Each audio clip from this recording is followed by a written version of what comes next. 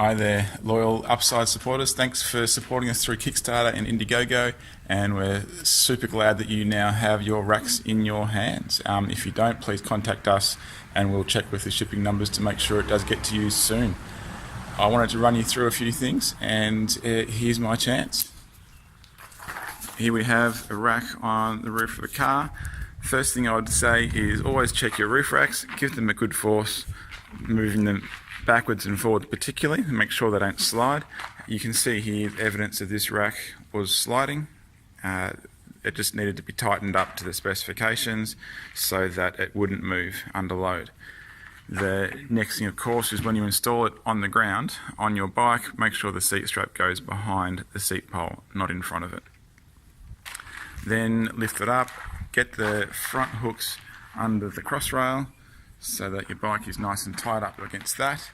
And now you can move to the back, and the sliding hook moves by pressing the buttons on the side. You can move it back and forth. In the forward direction, you can just ratchet it up against the rear hook. Now, of course, you can put the bike forward facing backwards or forwards. Now that we have our sliding hook up here, we need to tighten the crank handle, and by turning that, we cinch the whole system together, which makes it nice and tight and secure. Once it is tight enough, you'll hear the torque limiter.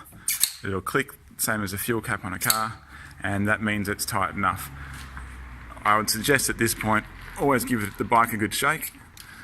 Pull the whole system around and make sure it's square and pull to the rear, and then you can normally get a little bit more of a tighten out of the back.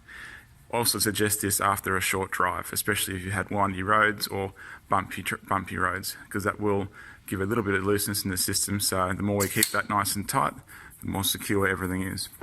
Now, to work the lock on your Kickstarter reward, there's a symbol on the rear crank handle, which is a picture of a key fob.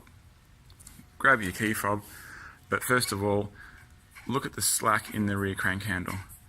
That's a slight movement. You can move it left and right. Make sure the crank handle's in the middle of that slack so that the lock can actuate. Grab the key fob, tap it on that location, and you can hear that about a 1 second whir of a motor, and that now means it's locked. So the torque limiter is not making noise, and the whole rack can't be loosened, and therefore there's no way to get the bike off without severely breaking something. Next step we need to do is, if we want to get it off, we can unlock it, and it's the reverse of the procedure.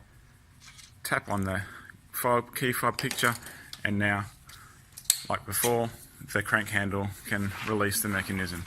Now, of course, the lock you don't need to use every time. That's only if you want it to be secure from theft. Once it's clicked, it's bike secure for transport. So locking's only if you need to keep it secure if you're not with your bike in your car. The other thing to tell you with the lock is, when it comes to that little play, if you have it too far to one side, so it's bound up a little bit, the actual key fob won't work. So it makes a short sound, which is much less than 1 second, and it thinks it's locked, but of course it's not. It's still engaged. Now you need to touch it again, and it makes that small sound again to think that it's unlocked. But the key to getting it to work is to get it in the middle of that play, and then the motor works and it locks your rack. Thanks, guys.